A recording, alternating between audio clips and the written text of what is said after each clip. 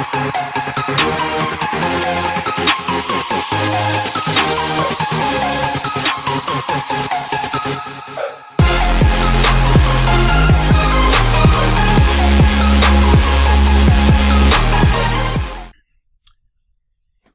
morning. Good morning. Should be live on Instagram here, live on Facebook there. So we are ready to go. Let's hit it. Good morning. My name is Guillermo Contreras. I'm a physical therapist in Milwaukee, Wisconsin. I'm also TA in the fitness athlete as well as older adult divisions of ICE. Coming to you live this Monday morning. Hope everyone had a wonderful weekend. Is ready to hit up the first week of May. Go hard and just have a good week in the clinic and out of the clinic as well. Before we jump into the topic today, some courses coming up. Got a nice list here. If you're looking to take Fitness Athlete Live, these are just the ones in May. So just the ones coming up in May. We have a Fitness Athlete in San Diego on May 15th and 16th. My home city of Milwaukee, Wisconsin. We'll be hosting a Cream City CrossFit here, which is my home gym as well, my home box, on May 22nd and 23rd. So if you're in the Chicagoland, Minneapolis, Milwaukee area, been dying to take Fitness Athlete, come hang out with me and Mitch Babcock at Cream City CrossFit on the weekend of May 22nd and 23rd. Online Fitness Athlete courses coming up. We are just finishing up our cohort of Essential Foundations. This coming week is our final week, and we'll start back up on June 7th. So you'll have about a month to sign up for it if you haven't yet and you've really been dying to take Essential Foundations of Fitness Athlete. And then the Advanced Concepts course going on right now. Next one will be starting up July 12th. So make sure you check those out if you're interested in any of these courses. Older adult courses coming up. We have a live course in North Carolina, Charlotte. It'll be hosted at Onward Charlotte on May 22nd and 23rd. And then the next online Essential Foundations for older adult is starting up on June 23rd. So again, over a month to sign up for that one. So if you've been dying to do it, dying to sign up, take advantage of the fact you have some time here to save up some pennies and sign up for that one there. Other courses coming up in May 22nd and 23rd. If I'm correct, there's 3 different cervical spine courses coming up. So there's one in Pittsburgh, Pennsylvania, one in St. Paul, Minnesota, and one in North Haven, Connecticut. So 3 different cervical spine management courses. If you've been looking to take any of those courses, really dial in cervical manipulation, how to assess and evaluate the neck really well and kind of approach it from this really cool fitness forward manual therapy skill, psychologically informed way. Definitely highly recommend jumping on a cervical spine management course, a live course there. And lastly, we have in Lake Mary, Florida on May 15th and 16th, Extremity Management Live. I believe that is with Lindsay Huey. Not 100% positive, but she'll be down in, or it might be Eric Jonas, I'm not sure. They'll be down in Lake Mary, Florida. So if you're looking to take any of these courses, head over to ptonice.com, sign up, and hopefully we can see one of these courses coming up soon. Jumping into the topic at hand today, the title of today's episode is connecting with CrossFitters. And I came up with this topic idea because as we're entering week 8 of the Essential Foundations course, one of the big topics we go through in the lecture material is coming alongside CrossFit and problems that we see in the healthcare continuum, and how CrossFit as an organization, as well as ICE as an organization, we're trying to really work on attacking these things that we see in the healthcare system. If you've taken Essential Foundations, you've probably seen these slides before, you know these things, and these are just well-known facts, so I'm not sharing anything that's unknown. But what we see in the U.S. is we know that the United States has a very large issue, a very big issue with chronic disease. 10% of the population of sick individuals take up close to 65, if not more, % of the healthcare costs in this country. And we know and we see, right, with even right now, look at the news, COVID is still a thing. Individuals who are struggling with chronic disease are more likely to have worse effects, worse outcomes due to COVID than those who do not have chronic disease, any chronic disease, whether so like 1, 2, or anything. Those are risk factors. So the more you have, the more likely you are to be affected by COVID-19 symptoms and the effects following any type of infection. So what is the point of that, right? It's because CrossFit as an organization and in general, this group is trying to change the world. They're trying to change the healthcare spectrum in this country. And we as physical therapists need to come alongside them in some way to be able to help them. And again, like, how does that help me connect with CrossFitters? Well, right. Or why is it important that we even like see this as something that's important to know about?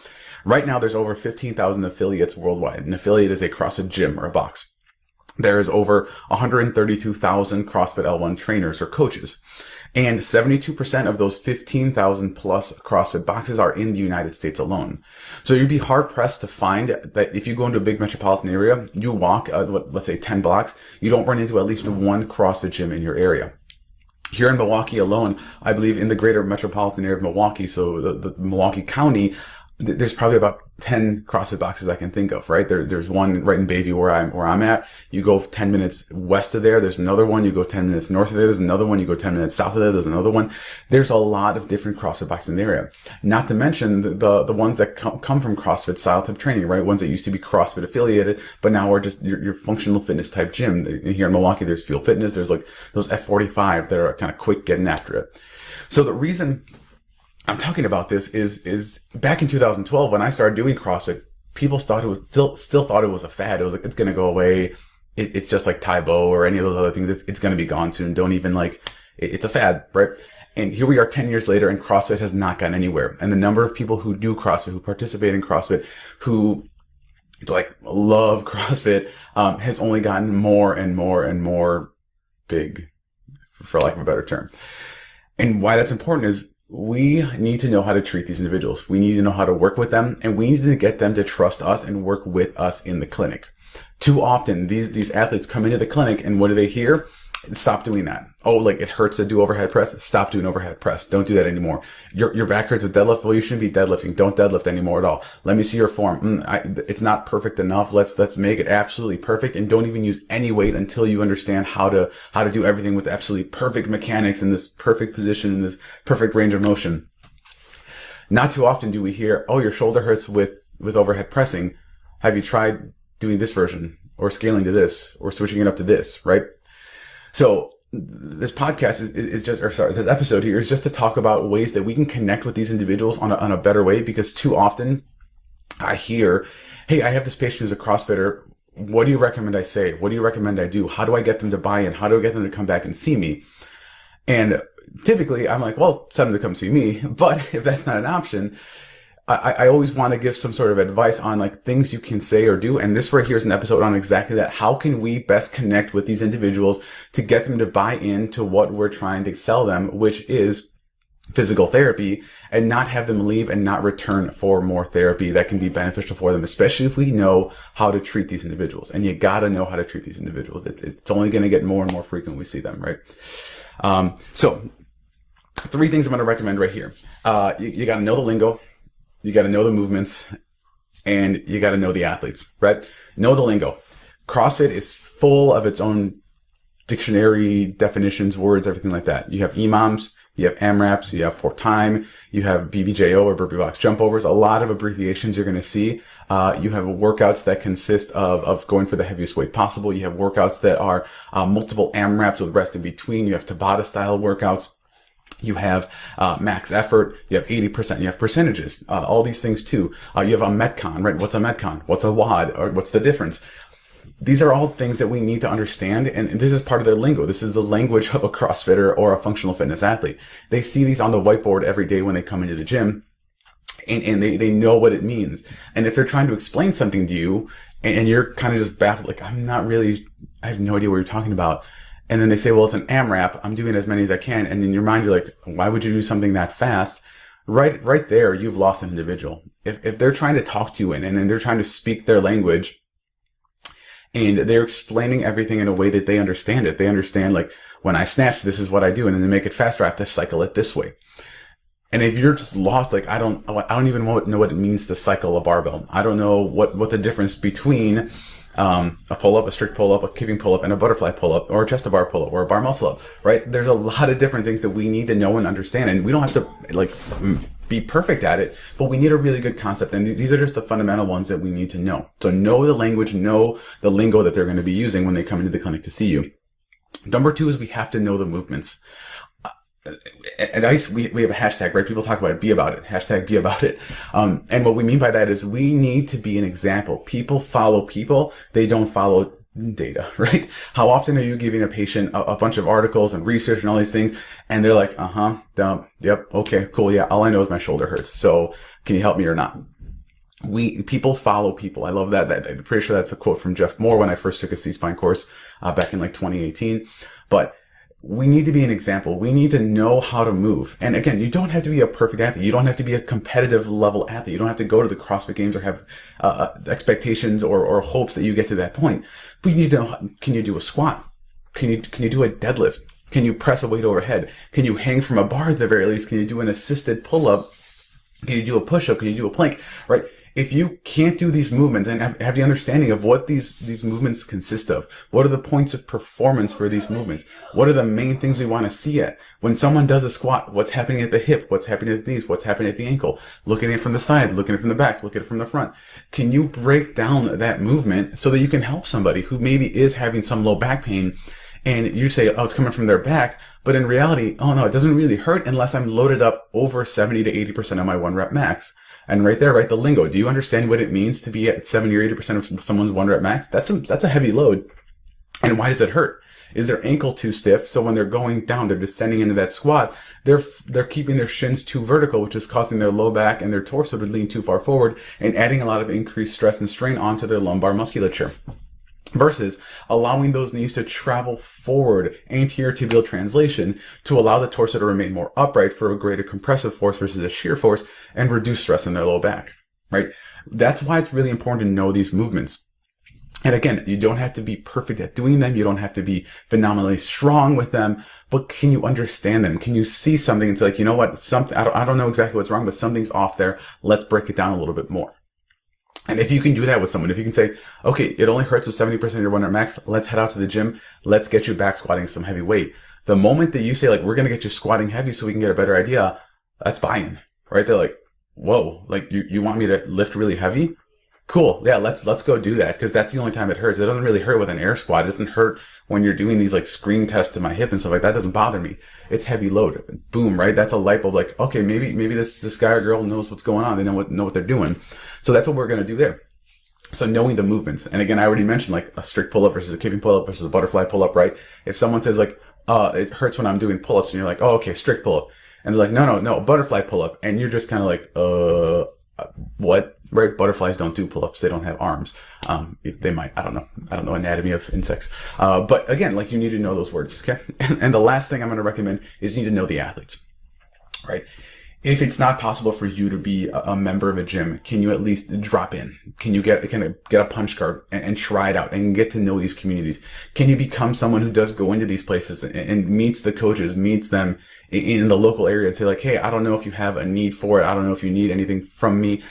I am a physical therapist. I know CrossFit a little bit. I know squatting. I know deadlifting. I could do a workshop for free for your members. I could do a mobility workshop. I could just do things like that for your members if it's something that would benefit them, right? It always needs to be pushed back to them and how it helps them, it helps their community, helps their athletes. It should never be like, I'm really good at this. I'll have them come see me, so I'm busier. It needs to be what service can you provide for them? And being a part of that community needs to be a part of the plan, right? If you want to be the clinician of choice for CrossFitters, they want to know who you are a little bit. They want to have an idea of who you are. So being around that community is going to be really important. Integrating yourself in there in some way is going to be really important. So get in there, get to know them a little bit. If you cannot be in there, if you cannot do these things, if you cannot do CrossFit, or CrossFit is not your jam, right? You are a runner, you're a marathon runner, ultra marathon runner. Doing CrossFit's like, yeah, I'm already running 68 miles a week, if not more. Like, I can't really afford lifting and powerlifting and Olympic lifting, things like that. What else can we do? Can we learn more? Right? And this is my little plug for Essential Foundations. Like I said, this is week 8 right now. If you do not know what I'm talking about, right? Jump into an Essential Foundations course. Go to a live fitness athlete course. Learn the squat. Learn the deadlift. The live course is awesome for someone who maybe doesn't have a great experience, because you are one-on-one in a room full of other clinicians who are squatting, who are deadlifting, who are doing presses. You get to see all the different caveats and movements, and not caveats, all the different ways that people move, or if someone has longer limbs or a longer torso, what's it look like? How can we adjust for that individual? Okay, they're limited here. How can we adjust for them? There's a really good part of doing something and learning it. So live course is fantastic. Again, like I mentioned, Milwaukee coming up in a couple of weeks, but any live course near you, definitely sign up and take it. Or Essential Foundations, all of it's online, 8 weeks online, learning all these movements. You need to understand scaling and regressions. If you have an athlete who can't squat, can they do a box squat? Can they squat to a ball? Can they do a front squat, an overhead squat? Do those modifications or different variations reduce their pain? Allow them to continue to train. That is so important because these athletes are already taking control of their health by trying to do something that's active, that's going to get them stronger, fitter, and healthier for the long term of their lives. So to tell them, no, just stop doing everything is doing them a disservice. Versus, hey, your shoulder really hurts, but you still have 2 good legs and 1 good arm. Let's get on an assault bike and really pedal hard. Can we do single arm presses? Can we do squatting with a single kettlebell here, right? A couple weeks of taking some load off that shoulder for whatever reason and loading up the other side a little bit isn't going to create this huge imbalance in their system that's going to mess them all up. But it's going to allow them to maintain fitness levels, which means when they come back with a stronger shoulder, healthier shoulder, after they've worked with you and you've made it better for them, they're going to be able to jump back in without having a higher risk of injury because they're more fatigued, and that fatigue brings in some funky movement that might get them hurt. Cool.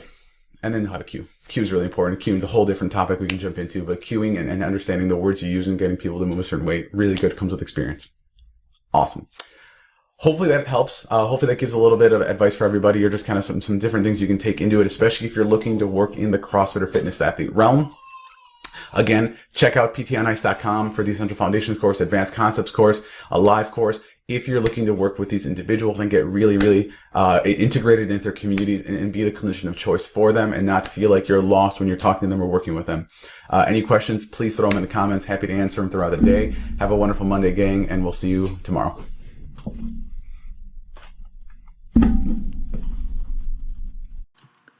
Hey, thanks for tuning in to the PT on Ice Daily Show. If you enjoyed this content, head on over to iTunes and leave us a review. And be sure to check us out on Facebook and Instagram at the Institute of Clinical Excellence. If you're interested in getting plugged into more ICE content on a weekly basis while earning CEUs from home, check out our virtual ICE online mentorship program at ptonice.com.